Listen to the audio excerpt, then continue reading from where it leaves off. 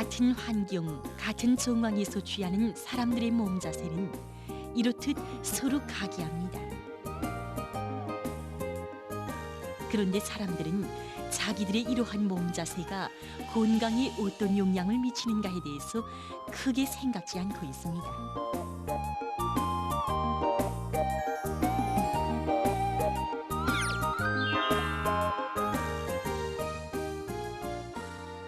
먼저 한 손바닥을 목의 웃부분과 머리 뒤에 댑니다. 가볍게 손을 우로 들어올리면서 머리를 좌우로 편안히 움직일 수 있는 감각을 찾습니다. 이때의 감각을 기억해둡니다. 서 있거나 걸을 때 이렇게 머리를 유지해야 합니다. 그리고 가슴과 허리를 쭉 펴고 걸어야 합니다. 의자에 앉았을 때 무릎은 직각으로 구부린 자세여야 합니다. 이때 의자와 등 사이에 일정한 공간이 생기는데 이 공간을 메꿀 수 있는 등받이를 가져다 댑니다. 등받이는 허리를 거추 펼 수 있게 해줍니다. 등받이 의자가 아닌 경우에는 한쪽 발 뒤축을 조금 듭니다. 그러면 자연히 허리에 힘이 가면서 몸을 세우게 됩니다. 이런 자세들을 기억하고 앉을 때 항상 유지해야 합니다.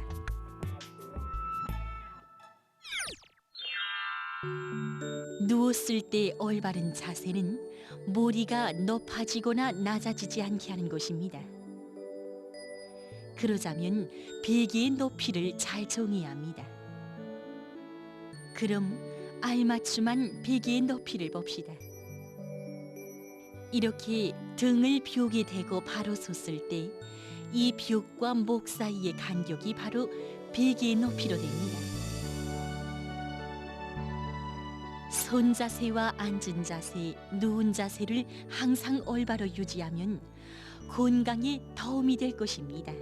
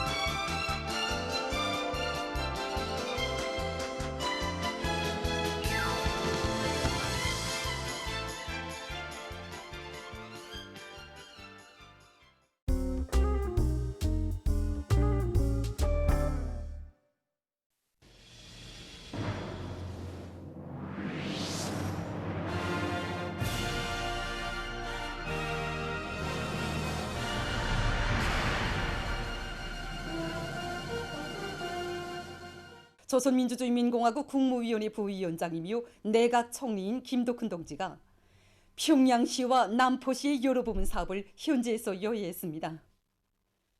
평양 건설기계공장을 찾은 김덕훈 동지는 당 제8차 대회가 제시한 건설정책의 중핵이며 우리 당의 수건 사업인 평양시 5만 세대 살림집 건설을 비롯한 중요 대상 건설을 힘있게 다그치는 데서 공장이 맡고 있는 임무의 중요성에 대해서 강조했습니다.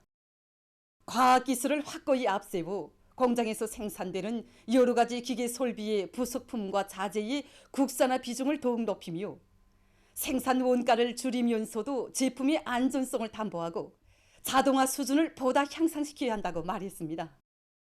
김덕훈 동지는 평양 316 전선종합공장에서 손질 후량의 원칙을 철저히 지킬 때 대한 당정책을 구현해서 제품의 질적 수준을 정확히 평가하고 대책하기 위한 사업을 잘하며 기업 관리와 경영 관리를 실리에 맞게 조직함으로써 인민경제 여러 부문의 질 좋은 전선유도를 더 많이 보내줄 때 대해서 언급했습니다. 강서구역 청산농장과 덕흥농장, 령강군 읍농장을 비롯한 남포시의 여러 농장을 돌아보면서 김덕훈 동지는 올 곡식 수매 및 분배 정령과 벼 강냉이 착황 등을 구체적으로 알아봤습니다. 올해 알곡 생산 목표를 수행하기 위해서 일꾼들과 농업 근로자들이 더욱 분발해서 수확기에 이른 농작물들의 비배 관리를 알심 있게 하는 것과 함께 재해성 이상 기후의 영향을 극복하고 안전한 알곡 소출을 거두기 위한 대책을 면밀히 세울 때 대해서 강조했습니다. 현지에서 진행된 협의들에서는 연관 단위들과의 연계를 보다 긴밀히 해서 승강기 생산을 결정적으로 늘릴 때 대한 문제, 각종 전선유들에 대한 품질 감독 사업을 더욱 강화할 때 대한 문제, 올해 농사 결석을 위한 준비를 잘할 때 대한 문제 등이 토의됐습니다. 한편 김덕훈 동지는 금송 뜨락도르 공장의 개건 현대화 정령을 현지에서 요했습니다.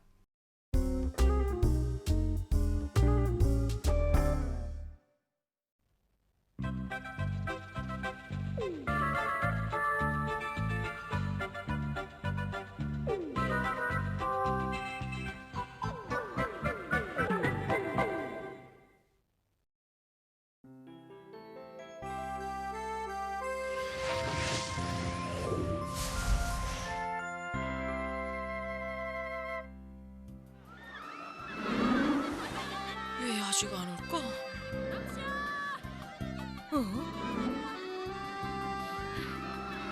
진영아, 왜 인제야 오니?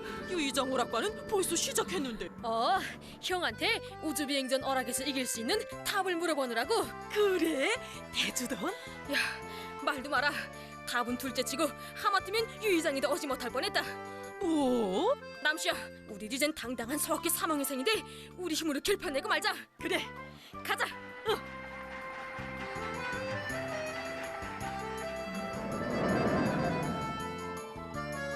이야, 정말 굉장하구나.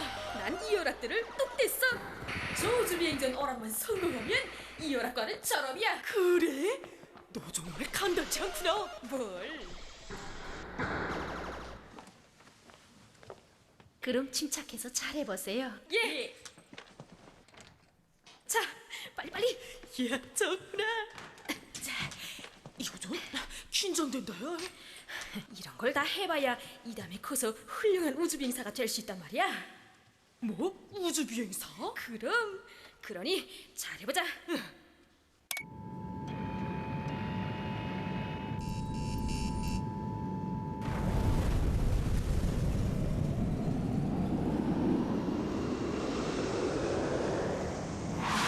이야, 진짜 같다, 야. 멋있지?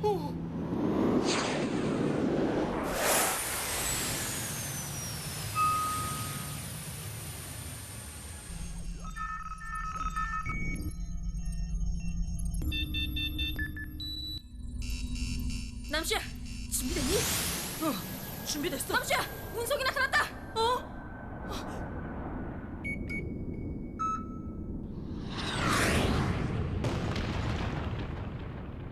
저거 운석이 깨지지 않아. 이게 어떻게 된 거야? 어떡하니? 남수, 미사일을 아끼지 말고 냅다 쏘라.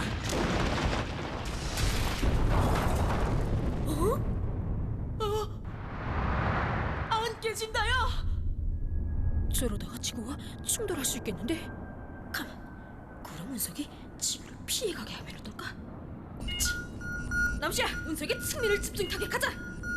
어디로? 여기로.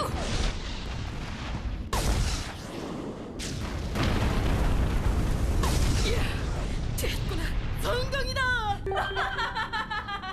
진용아, 너 정말 뻔뻔 난다야.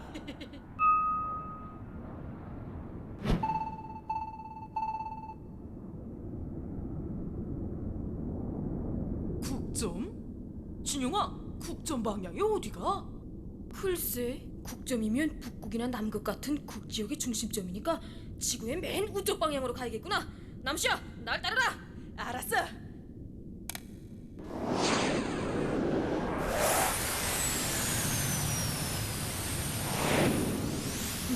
운석이 왜 안 보일까? 운석이 지구에 거의 접근했습니다. 6초면 지구와 충돌합니다. 4초, 3초, 2초. 저거 운석이 거의 다 왔대. 정말. 자, 이거 운석이 어디로 날아왔다는 거야? 진용아, 혹시 운석이 남극 쪽으로 가지 않았을까? 남극에도 국점이 있지 않니? 하긴 그래. 다시 해보자. 남극 쪽으로. 남극 쪽으로.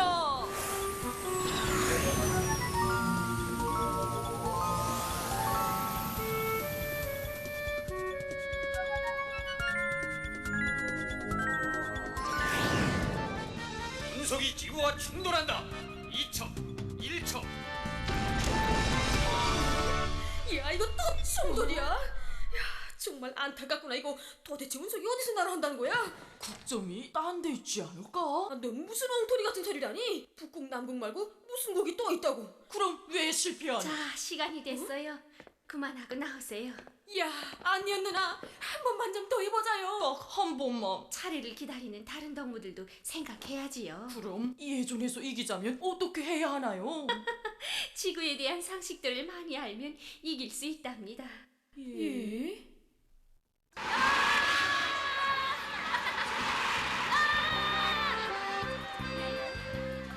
왜 자꾸 실패할까? 정말 모를 일인데. 보나마나 둘 중에 하나야. 운석이 몰래 숨어서 날아오지 않으면 우리가 허튼 곳에 가서 헤맸기 때문이라니까. 뭐? 허튼 곳에? 진용아, 너네 형은 우주비행선 오락들을 뚝 뗐다면서 왜 안 대준대? 대체 형이 뭐라던? 아까 형이 하는 말이 진용아, 거기 있는 오락들은 지구에 대한 걸 많이 알아야만 이길 수 있는 지능개발용 오락들이란다. 오락에서 기본은 재빠른 중앙 판단과 딸린 초전기술인데. 그것만 가지고서는 안 돼. 내가 다니는 천문학 서저에 가면 네 스스로 답을 찾을 수 있어. 됐어요. 내 힘으로 기어이 찾아내겠어요. 그 안녕 누나하고 똑같은 소리라누나? 결국 우리가 뭘 모른다는 소린데. 지구는 둥글다. 지구는 자전운동하면서 태양주위를 돈다.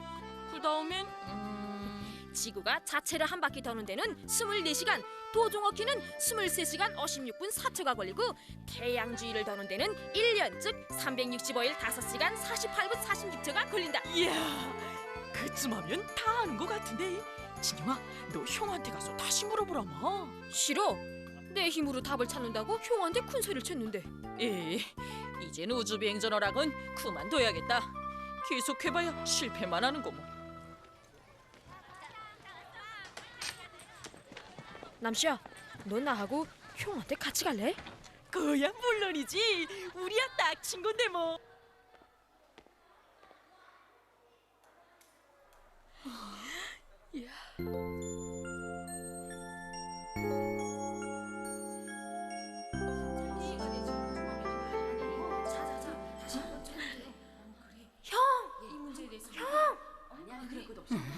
아니, 진용이가?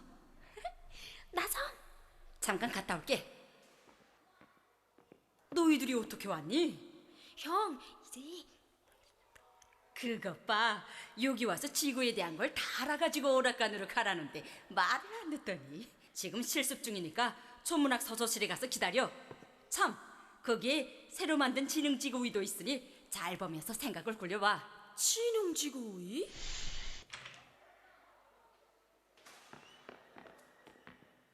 이야, 멋있구나.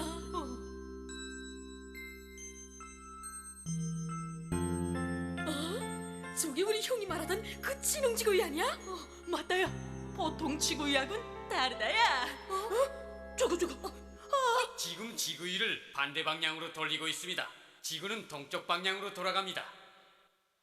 야, 이거 지능지구 일하더니 말까지 다 하고 참 재미난데? 진영아, 혹시 지구이가 우리가 모르던 걸 대주지 않을까?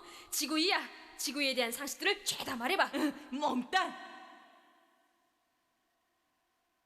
여기 갑자기 봉우리가 됐나? 여기는 열대지방입니다. 연중 제일 높은 기온은 57도. 때때로 약간의 비가 내리는 저런 곳에서 난 내내 매가 나 하루도 있는 못 지역입니다. 살겠다. 우쪽을 짚어보자. 이야, 북극곰. 가만, 펭귄새는 애 없니? 난 펭귄새를 좋아하는데. 펭귄새야, 여기 남극에 있지? 이야. 아, 알만해. 그럼 이 지구인은 아무 지역이나 짚으면 그곳의 자연환경이 화면이 나오게 만든 거구나. 맞아. 우리나라 한번 짚어보자. 이야, 멋있구나. 역시 우리나라가 제일이야. 봄, 여름, 가을, 겨울이 골고루 다 있고. 이야, 또 다른 데도 눌러보자. 요 주말이구나. 별이별 동물들이 다 있구나. 치, 우리가 다 아는 거로구나. 글쎄 말이야. 근데 형은이 우리가 굉장히 중요한 걸 모르는 것처럼 말할까? 남씨야, 저 지구이가 왜 저렇게 보이니? 지구가 어쨌게 최고 둥글게 보이는데. 아니, 그게 아니고 지구이가 좀 한쪽으로 기울어져 보여 그래. 뭐? 어디? 정말? 내 눈에도 그렇게 보이누나? 그렇게 보이지? 이것 보라. 이 축이 한쪽으로 기울어져 있지 않니? 야, 이거 우리가 지구위를 떨구는 통에 이렇게 되지 않았니? 뭐? 우리가? 아까 저 화면도 꺼졌다가 다시 켜지지 않았니? 그럼? 맞구나. 우리가 떨구는 통에 저렇게 됐구나. 야, 친영아, 나 집에 갈래. 뭐? 도망치겠다고? 너 우리 형한테 혼날까봐 무서워 그러지? 아니야. 난 그저 겁이 났어. 우리가 지구를 망가뜨렸으면 우리 힘으로 거쳐야지. 도망칠 궁리만 해서야 어떻게 우주비행사가 되겠어? 근데 우리가 이걸 꽤 거쳐낼 수 있을까? 무조건 거치자.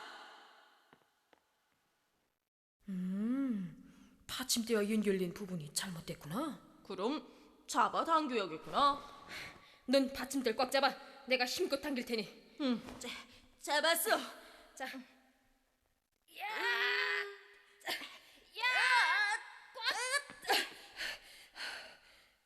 야, 이거 아직도 이 모양이야? 아직도? 다시. 하나, 둘.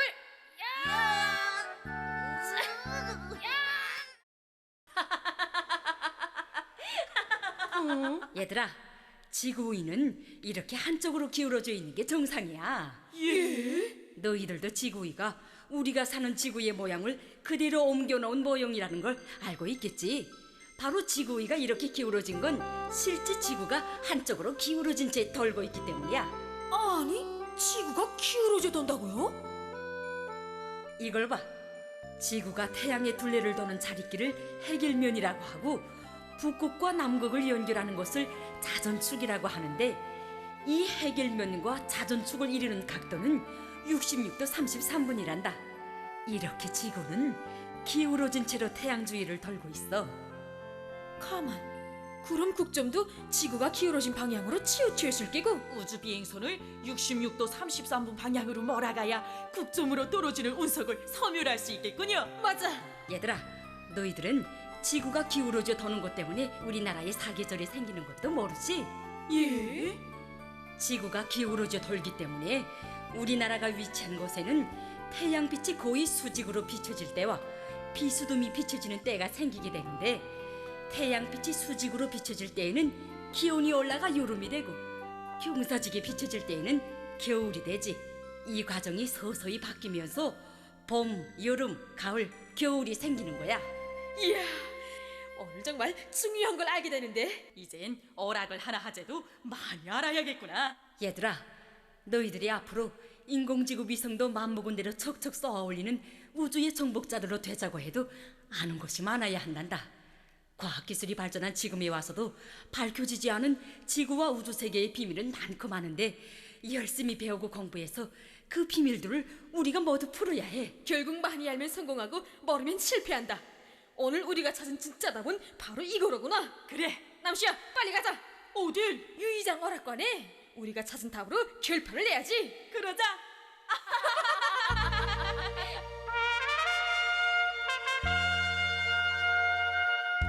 자연 속의 깊이 숨은 물음표 1번 몇 번 다시 풀어보자요. 나이나이나 탐구 속이 활짝 나이나이나 우리 희망 활짝 성공의 열쇠 웃지요. 네이나 네이나 탐구 시부 성공의 열쇠.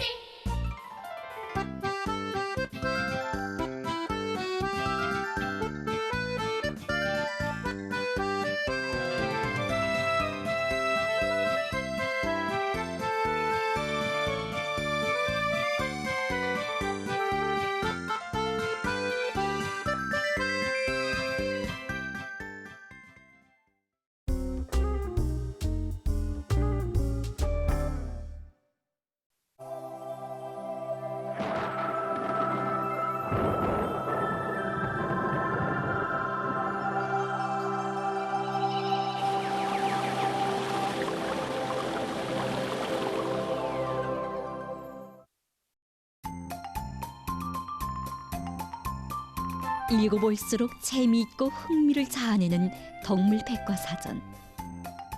우리는 이 책을 통해서 세계 여러 나라에서 살고 있는 동물들의 각이한 모습과 생활 방식에 대해 더 잘 알게 될 것입니다. 그럼 우리 잠깐 자연 속의 동물 세계에 들어가 봅시다.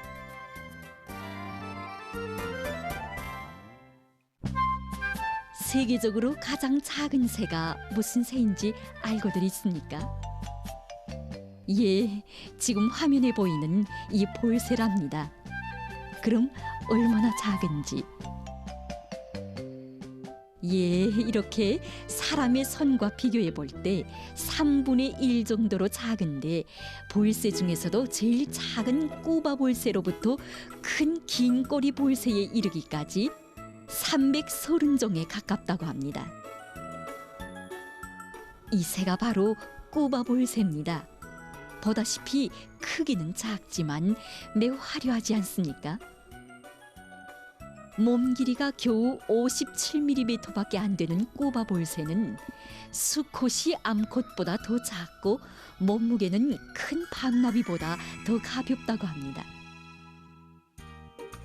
볼새들은 주로 아메리카의 산지나 삼림지대, 열대우림, 초원에서 사는데 이렇게 길고 가느다란 부리로 꽃의 꿀을 빨아먹거나 곤충도 잡아먹는다고 합니다. 볼새들에게서 한 가지 특징적인 것은 제자리 날기를 잘하는 것입니다. 볼새들이 제자리 날기를 할 수 있는 것은 매우 유연하고 든든한 날개가 있기 때문인데 1초에 70 내지 80회 정도, 짝패를 유혹하거나 경쟁자를 쫓을 때에는 최고 200회까지 포독인다고 합니다. 이렇게 제자리 날기를 잘하기 때문에 꽃 앞에서 제자리 날기를 하면서 꽃 속에 달콤한 즙을 빨아먹습니다.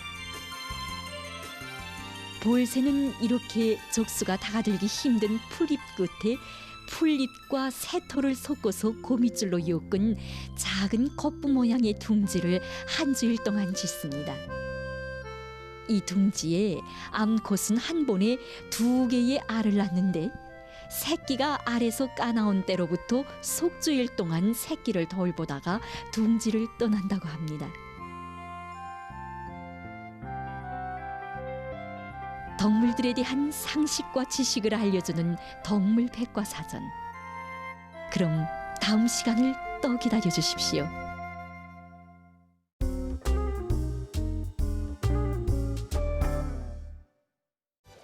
수학 과목에서 항상 10점만 받는 학생들. 이들에게는 자기식의 학습 방법이 있습니다. 그럼 이 시간에는 수학 과목에서 최우등을 할 수 있는 몇 가지 비결에 대해서 보기로 합시다.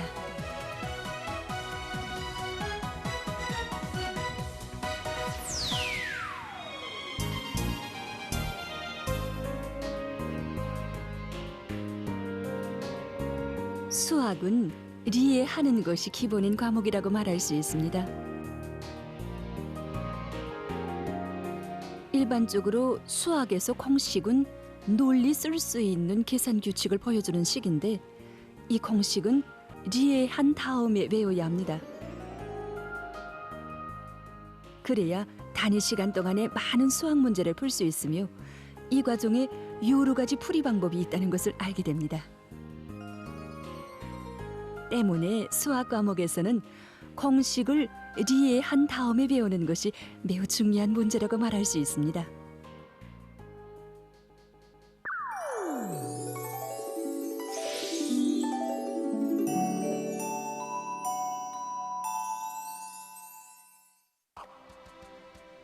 수학 공부를 할 때에는 교과서를 기본으로 하고 참고서는 어디까지나 버저적으로 공부해야 하며 논리적으로 이해될 때까지 공부해야 합니다.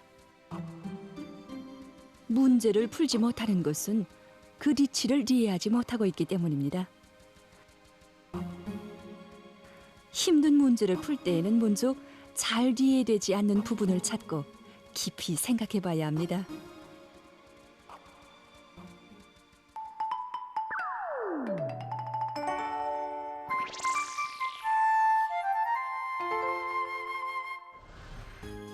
수학 공부를 할 때 문제집에 있는 많은 문제를 풀어봐야 합니다.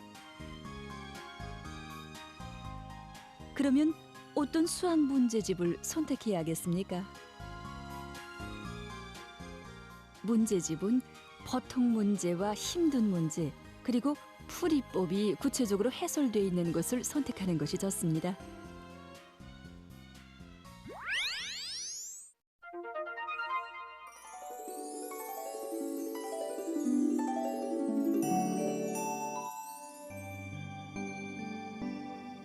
수학 공부를 잘해서 실력을 높이려면 복습을 반드시 해야 합니다.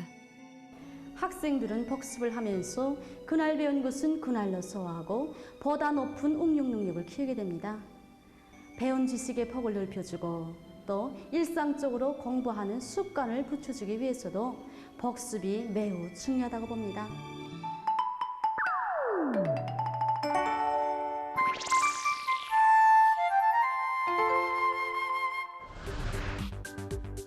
수학 공부에서 중요한 것은 숫자와 기호를 정확히 쓰는 습관을 붙이는 것입니다. 숫자나 기호를 틀리게 쓰거나 돈 비는 학생들은 대체적으로 보면 문제풀이 방법은 다 알고 있습니다. 하지만 서술점의 위치를 정확히 찍지 못하든가, 그리고 숫자 용과 요소를 구분할 수 없게 쓰는 것을 비롯해서 여러 가지 이유로 해서 답이 틀리는 경우가 있습니다. 그래서 수학 공부를 할 때에는 숫자와 기호를 정확하게 쓰는 버릇을 붙여야 합니다.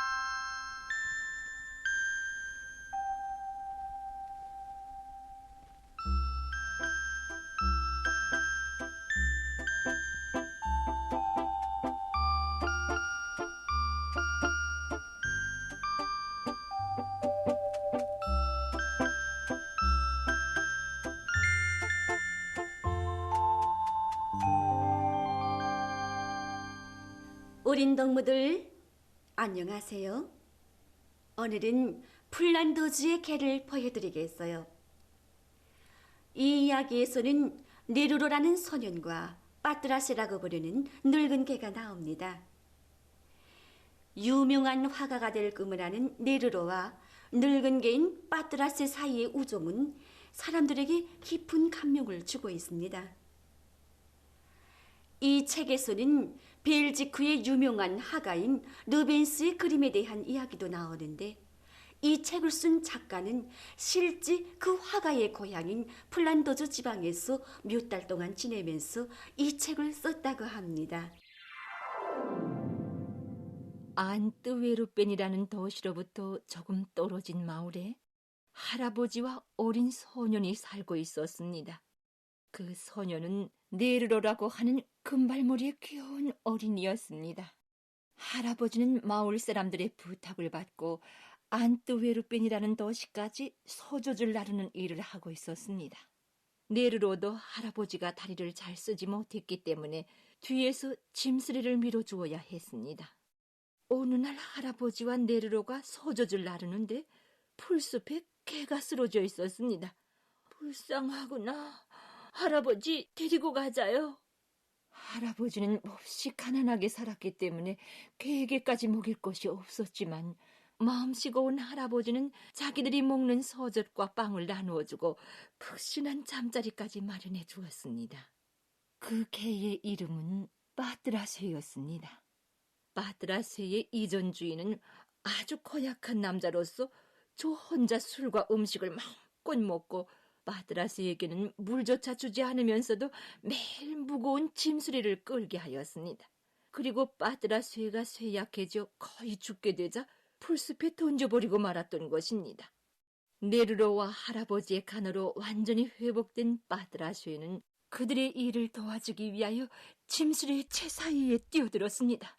빠뜨라쇠, 너는 일을 하지 않아도 돼. 네르로가 아무리 말해도 걔는 짐수레에서 떠나려고 하지 않았습니다. 고맙구나. 그러면 도움을 받자. 할아버지의 두 눈에는 눈물이 고였습니다. 네르로와 빠뜨라쇠가 도와주니 할아버지의 일은 아주 허울해졌습니다. 빠뜨라쇠야, 너무 무리하지 마라. 그러나 빠뜨라쇠는 네르로와 할아버지를 위해 일하는 것이 기쁘기 그지없었습니다. 그리고 이 일을 끝내면 네르로와 함께 들판을 뛰어다니기도 하고 드러눕기도 하면서 형제처럼 놀았습니다. 어느 날 할아버지가 병으로 앓아눕게 되었습니다. 네르로는 아직 6살밖에 되지 않았지만 할아버지를 위로했습니다. 할아버지, 걱정 마세요. 거리는 잘 알고 있고 빠뜨라쇠가 함께 있으니 일 없어요. 그날부터 소젖 나르는 일은 네르로와 빠뜨라쇠가 맡게 되었습니다. 어린 네르로가 일하는 모습을 보고 마을 사람들은 감탄하였습니다. 안뜨웨르벤에 소젖을 나르고 돌아오는 길에 네르로는 교회당 앞에 오기만 하면 걸음을 멈추고 빠뜨라쇠 기다려 라고 하고는 그 안으로 들어가곤 하였습니다. 그런 날에는 한숨을 쉬면서 교회당에서 나와 빠뜨라쇠와 놀기는커녕 말도 하지 않았습니다. 빠뜨라쇠는 그의 행동이 이상하게 그지없었습니다. 저 안에 대체 무엇이 있을까?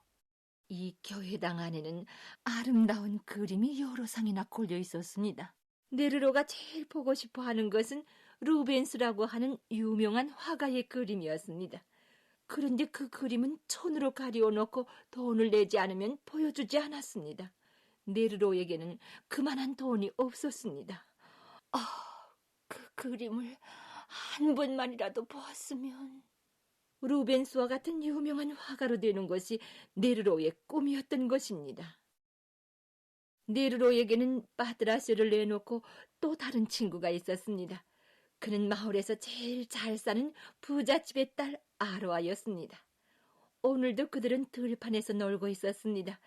그러다가 네르로는 아로아의 모습을 그리기 시작하였습니다. 이때 아로아의 아버지가 와서 아로아가 가난한 네르로와 노는 것이 달갑지 않아 데리고 가버렸습니다. 크리스마스 전날에 안뜨웨르벤에서 젊은 사람들의 그림 경연이 열린다는 광고가 나붙었는데 경연에서 1등을 하면 상금을 준다고 하였습니다. 광고를 본 네르로는 눈을 반짝이며 마음다지었습니다. 나도 그림을 내보자. 1등상을 받으면 할아버지에게 약을 사다 드릴 수 있고 색감도 살 수 있어. 난 가난해도 앞으로 꼭 유명한 화가가 될 테야. 내르러는 나무꾼 할아버지가 넘어진 나무에 앉아서 생각에 잠겨있는 모습을 열심히 그렸습니다. 봄부터 여름, 여름부터 가을까지 내르러는 이 그림을 그리는데 몰두하였습니다. 눈이 내리기 시작할 때에야 드디어 그림이 완성되었습니다. 내르러는 짐수레의 서적과 함께 완성된 그림을 싣고 경연회장에 갔습니다. 제발 1등이 되었으면. 어느 날 밤 내르러는 길가에 떨어진 귀여운 인형을 발견하였습니다. 이야, 귀여운 인형, 아로아에게 주면 기뻐할 거야. 내르러는 아로아의 집에 가서 그의 방 창문을 두드렸습니다. 아니, 이 밤중에 무슨 일이 나요? 내르러는 이건 길가에서 주운 건데 귀여워서 너에게 주고 싶어 왔어 라고 말하고는 막 달려가 버렸습니다. 그날 밤 아로아의 집 헛간에서 불이 일어났습니다. 온 마을에 소동이 일어나고 내르러도 불 끄는 것을 도왔습니다. 이때 아로아의 아버지가 와서 날이 어두운 놈, 네가 여기로 지나가는 것을 본 사람이 있어. 네가 불을 질렀지? 하고 따져 물었습니다. 그리고는 네르로가 불을 질렀다고 마을 사람들에게 소문을 돌렸습니다. 마을 사람들은 네르로가 그런 짓을 했다고는 믿지 않았지만 부자인 아로아의 아버지에게 따돌릴까봐 네르로를 매정하게 대하였습니다. 점차 네르로에게 소젖을 날라줄 것을 부탁하는 사람들이 적어져 네르로의 살림은 더욱더 어려워졌습니다. 네르로와 빠뜨라스에는 겨울날에도 아침부터 저녁까지 줄인 배를 안고 계속 일하였습니다. 크리스마스 날이 다가오자 어린이들은 들떠서 뛰어다녔으며 어른들도 흥이 났습니다. 그러던 어느 날 오랫동안 알아누워있던 할아버지가 돌아갔습니다. 할아버지! 할아버지! 네르로와 빠뜨라스에는 할아버지에게 매달려 울고 또 울었습니다. 네르로네가 지쳐서 집에 돌아오면 상냥하게 고매주던 할아버지가 이제는 이 세상에 더는 없는 것입니다. 할아버지의 장례를 치르고 나니 네르로에게는 먹을 것을 살 돈도 없었고 집세도 낼 수 없었습니다. 네르로는 한숨을 짓고 나서 집주인한테 갔습니다. 집세는 조금만 기다려 주십시오. 일을 해서 반드시 갚아드리겠습니다. 안 돼. 벌써 2달째나 집세를 물지 못했어. 집세 대신에 있는 것을 다 내놓고 나가도록 해. 그날 밤 네르로와 빠뜨라슈에는 지나온 날들이 생각나서 잠을 잘 수가 없었습니다. 가난해도 할아버지와 함께 즐겁게 살아온 추억이 남아있는 이 집에서 쫓겨나면 이제는 더 갈 데가 없었습니다. 빠뜨라슈에, 이젠 이 집에 있을 수 없게 되었어. 자, 가자. 날이 밝자 네르로와 빠뜨라슈에는 울면서 집을 떠났습니다. 오늘은 그림 경연회의 결과를 발표하는 크리스마스의 전날입니다. 네르로와 빠뜨라슈에가 경연회장에 가니 벌써 많은 사람들이 모여 있었습니다. 이윽고 경연회장의 문이 열리고 1등상을 받은 그림을 보여주는 것이었습니다. 네르로는 가슴을 조이며 그 그림을 보았습니다. 아니구나. 이제는 모든 것이 끝장이야. 눈은 하염없이 내렸고 세찬 한이바람이 불었습니다. 그 속으로 네르로와 빠뜨라슈에가 천천히 걸어가고 있었습니다. 네르로에게는 더는 꿈도 희망도 없었습니다. 갑자기 빠뜨라슈에가 눈을 파헤치기 시작하더니 무엇인가를 물고 네르로한테 가져왔습니다. 이건 아로아네 아버지의 돈주머니로구나. 갖다 드려야지. 네르로는 아로아의 어머니에게 돈주머니를 드리고 이 돈주머니를 빠뜨라슈에가 찾았습니다. 빠뜨라슈에는 배고파합니다. 좀 돌봐주십시오. 라고 말하고는 막 달려가 버렸습니다. 아로아의 아버지는 눈에 눈물을 머금고 내가 매정하게 대해주었는데도 돈주머니를 찾아주다니. 개에게 음식을 먹여주어라. 라고 말하였습니다. 그런데 빠뜨라시는 음식에는 눈길도 돌리지 않고 틈을 엿보다가 달아나 버렸습니다. 빠뜨라시는 네르로를 찾아 뛰어다니며 헤매였습니다. 이윽고 교회당의 바닥에 쓰러진 네르로를 찾아내고는 살짝 그의 얼굴을 핥아주었습니다. 빠뜨라시 왔구나. 네르로는 빠뜨라시를 껴안았습니다. 어느새 노는 멎고 달빛이 루벤스의 그림을 비치었습니다. 네르로는 기쁨의 눈물을 머금으며 이 그림을 보게 되어 이제는 아무것도 바랄 것이 없구나 라고 말하였습니다. 크리스마스 날 아침 교회당에 온 사람들이 빠뜨라쇠를 껴안은 채 이젠 몸이 다 식어 차갑게 된 네르로를 발견하였습니다. 급히 달려온 아로아의 아버지와 마을 사람들은 네르로를 심술궂게 따돌린 것을 후회하면서 눈물을 흘렸습니다. 사람들은 할아버지의 묘 곁에 그들을 묻어주었습니다. 네르로와 빠뜨라시에는 다시는 헤어지지 않게 되었답니다.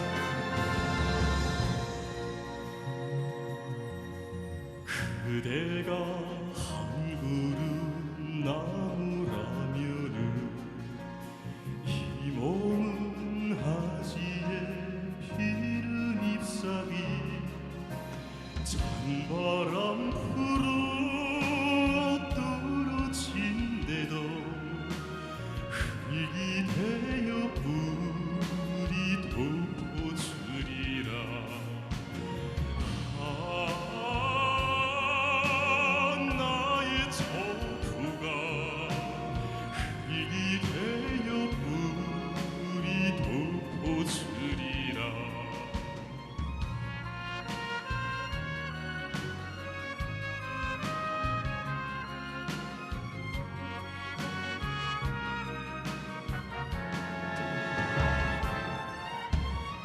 그대가 크나큰 심장이라며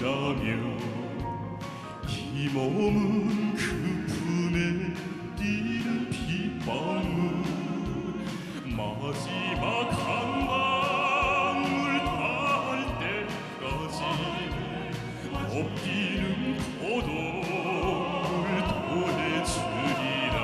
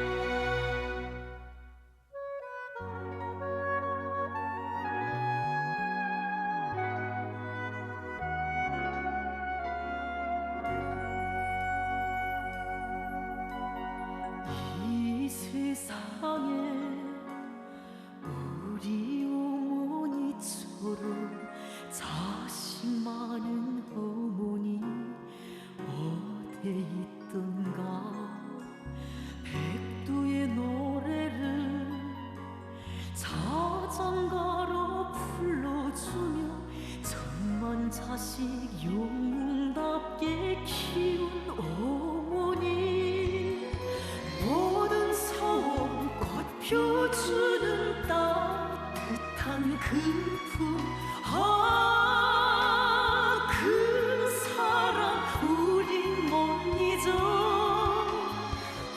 어머니 어머니 우리들의 어머니 둘도 없는 우리 어머니.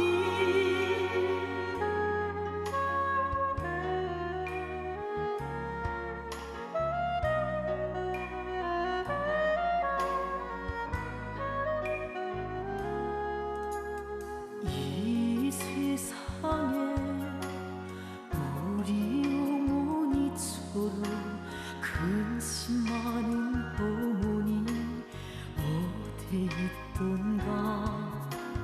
덩트는 이 나라 새벽길을 먼저 걷고 숨는 길도 앞서 걷는 우리